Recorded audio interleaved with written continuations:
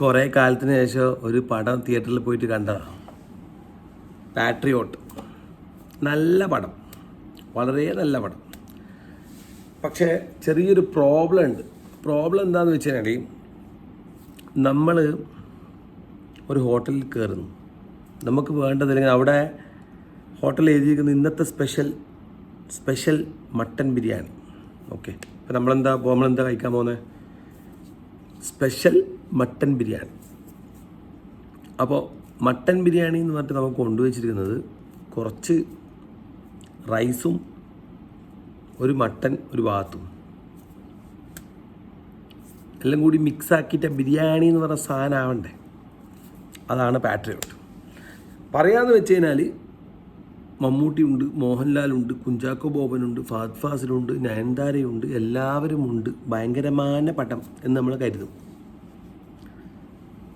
അപ്പോൾ ഫസ്റ്റ് ഒരു കാര്യം പറയട്ടെ. ചില ആൾക്കാർ പറയും, അതായത് നിങ്ങൾ അങ്ങനെ ഭയങ്കരമായ ഹൈപ്പ് എന്തിനാണ് മനസ്സിൽ വെച്ചിട്ട് പടം കാണാൻ പോയത്, അല്ലെങ്കിൽ ഇത് ഒരു ക്ലാസ് പടമാണ്, ഇത് ഹോളിവുഡ് ലെവല് നമ്മൾ മിഷൻ ഇമ്പോസിബിളൊക്കെ കാണുന്നത് പോലെ നെക്സ്റ്റ് ഇങ്ങനെ ഉണ്ടാവും, അങ്ങനെയാണ് ഇങ്ങനെയാണ്, വളരെ സെറ്റപ്പായിട്ടുള്ള പടമാണ് എന്നൊക്കെ പറയുന്നവരോട് പറയാനുള്ളത്, സിമ്പിളായ പരിപാടി എന്ന് പറഞ്ഞാൽ ഈ പടത്തിൻ്റെ പ്രൊമോഷൻ എല്ലാവരും കണ്ടതാണ്.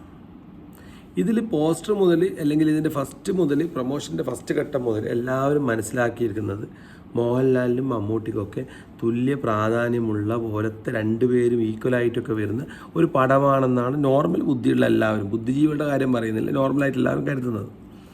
പക്ഷെ നമ്മൾ പടത്തിന് പോയാൽ കാണുന്നത് 2 മണിക്കൂർ കഴിഞ്ഞതിന് ശേഷമാണ് ലാലേട്ടൻ്റെ എൻട്രി. ഓക്കെ, അങ്ങനെയാണ്, ക്യാമിയോ റോളിൽ വരുമ്പോൾ അങ്ങനെയാണ് ആവശ്യമുള്ളൂ, ഫസ്റ്റ് തന്നെ വരേണ്ടയില്ല, ശരിയാണ്. എന്നാൽ ആ വന്ന അദ്ദേഹത്തിന് കൊടുത്ത റോളിനോട് നീതി കാണിച്ചോ? അപ്പോൾ പറയും ലാലേട്ടൻ്റെ സ്ക്രിപ്റ്റൊക്കെ വായിച്ച് ആൻ്റണി പെരുമ്പാവൂരൊക്കെ വായിച്ച് ഒപ്പിട്ടിട്ട് അഭിനയിച്ചാണ് നിനക്കെന്താണ്? ഒരു നോർമൽ പ്രേക്ഷകൻ എന്ന നിലക്ക് ഞാൻ എൻ്റെ മനസ്സിലുണ്ടായിരുന്നത്, ഇപ്പോൾ 2020 പോലെ വന്നിട്ട് മാസ് സീനോ അല്ലെങ്കിൽ എല്ലാവരും അടിച്ചിടണമെന്ന് അങ്ങനെ ഇങ്ങനെയൊന്നും പറയുന്നില്ല. പക്ഷേ ലാലേട്ടൻ്റെതായ ചില രീതികളുണ്ട്. ആ രീതികൾ ലാലേട്ടനെ ചെയ്യാനുള്ള ഒരു നീതി പുലർത്തുന്ന ഒരു റോളായിരിക്കണമായിരുന്നു ലാലേട്ടന് കൊടുക്കേണ്ടിയിരുന്നത്. ഇത് വയ്യാണ്ടാക്കിയിട്ട് ലാലേട്ടനെ ഒരു പണി കൊടുത്ത പോലെ ആയിപ്പോയി.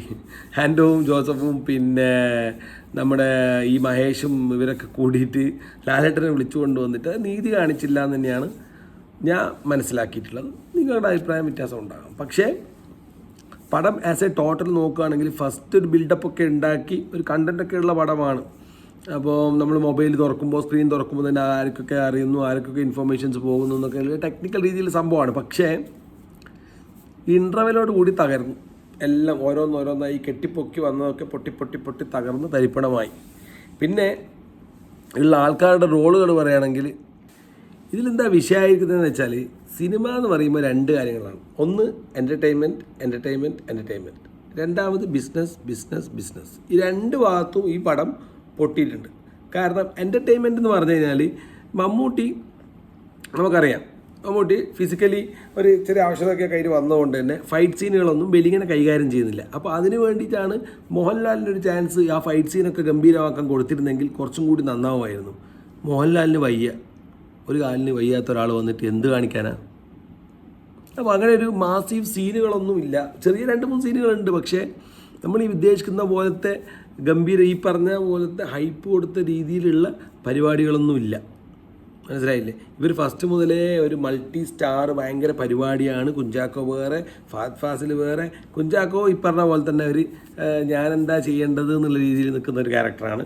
ഫഹദ് ഫാസിലാണെങ്കിൽ കുഴപ്പമില്ല, അത് എടുത്തോ പിടിച്ചോ എന്ന് പറഞ്ഞിട്ട് ഒരു മറ്റേ ഹൈപ്പറായിട്ടുള്ള പരിപാടികളൊക്കെ കാണിക്കുന്നുണ്ട്. പക്ഷേ എങ്ങനെയെല്ലായിട്ടും ഒരു മെനയാകുന്നില്ല സജിയെന്ന് അറിയില്ലേ എന്ന് പറഞ്ഞ പോലത്തെ ഒരു പടമാണ് സംഭവം. അപ്പോൾ എല്ലാവരും ഒരു തവണ പോയി കാണുന്നതിൽ തെറ്റില്ല, ക്ഷീണമാകാം എന്ന് പറഞ്ഞ പോലത്തെയാണ്.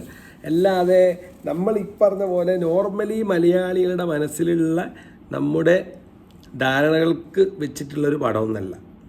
അത് വ്യക്തമായിട്ട് പറയാം. അതിപ്പോൾ പലരും പല കാര്യങ്ങളും പറയും, അങ്ങനെയല്ല, ഇത് നിങ്ങൾ ഈ വ്യൂവിലൂടെ കാണേണ്ടതാണ്, ഹോളിവുഡ് ലെവലിലൂടെ കാണേണ്ട പടമൊക്കെയാണെന്ന് പറഞ്ഞാൽ അതിനൊന്നും നമ്മളില്ലേ. അങ്ങനെ ഹോളിവുഡ് പടം കണ്ടാൽ പോരെ? ഹോളിവുഡ് ലെവലിലെ പടത്തിന് ഹോളിവുഡില്ലേ? അതിനെന്തിനാ ഹോളിവുഡിലേക്ക് കൊണ്ടുപോകുന്നത്?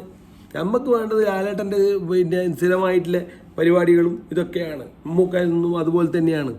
അപ്പോൾ ഇവരിങ്ങനെ ഒരു ഒരു ഒരു എനർജി ലോ എനർജിയുള്ള പടമാണ് ഉള്ള കാര്യം പറയുന്നുണ്ട്. ആ ഒരു സംഭവമാണ്. അപ്പം പറയും ഇത് കണ്ടൻറ് അങ്ങനെയാണ്, ഇത് ടെക്നിക്കലായിട്ടുള്ള സംഭവമാണെന്നൊക്കെ പറയുന്നുണ്ടെങ്കിൽ ഓക്കെ ആവാം, തെറ്റില്ല. ഞാൻ പറഞ്ഞില്ലേ, അത് എല്ലാവർക്കും അവരവരുടെ രീതിയിലുണ്ടാവും. പക്ഷേ ഈ കൊടുത്തിരിക്കുന്ന ഇവർ പൊതു ജനങ്ങളോട് ഒരു എന്താ പറയുന്നത്, അവരുടെ പിന്നെ ധർമ്മം നിറവേറ്റില്ല എന്ന് പറയേണ്ടി വരും. കാരണം ധാർമ്മികമായിട്ട് ഇവർ ഈ കാണിച്ചിരിക്കുന്ന ഹൈപ്പ് അല്ലെങ്കിൽ എല്ലാ പ്രമോഷനും ഇപ്പോൾ പടം ഇറങ്ങുന്നതിൻ്റെ തലേന്ന് തന്നെ പിന്നെ മമ്മൂട്ടി വിളിച്ചിട്ട് പിന്നെ ലാൽ എവിടുന്നാണ് കാണുന്നത്, കുഞ്ചാക്കോ എവിടുന്നാണ് കാണുന്നത്, നമ്മൾ വിചാരിക്കും ലാലിൽ അത്രയും വലിയൊരു ക്യാരക്ടറൊക്കെയാണ് അല്ലെങ്കിൽ ഒരുപോലെയുള്ള ക്യാരക്ടർ 2020 പോലെ നമ്മൾ കരുതിപ്പോവും.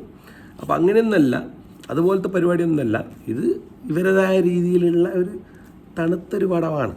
അതാണ് സംഭവം. ചുരുക്കി പറയാൻ വെച്ചതാണ്. ഇപ്പം മമ്മൂട്ടിയുണ്ട് അല്ലെങ്കിൽ മോഹൻലാലുണ്ട്, അതുകൊണ്ട് ഇത് ഭയങ്കര പടമാണ്, ബിഗ് ബഡ്ജറ്റൊക്കെ ആയിരിക്കും. അതുകൊണ്ട് തന്നെയാണ് ഇത്രയും ഇതിന് വിമർശനം ഏൽക്കേണ്ടി വരുന്നത്.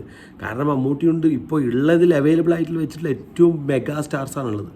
മമ്മൂക്കയുണ്ട്, ലാലേട്ടനുണ്ട്, പിന്നെ കുഞ്ചാക്കോ ഉണ്ട്, ഫഹദുണ്ട്, നയൻതാരയുണ്ട്. ഇനി ആരാ വേണ്ടത്? ഇനി നിങ്ങൾക്ക് ഒരു പടം ഇതിൻ്റെ അപ്പുറം സൂപ്പർ ഹിറ്റ് ആക്കാൻ ഇനി ആരൊക്കെ നിങ്ങൾക്ക് വേണ്ടത്?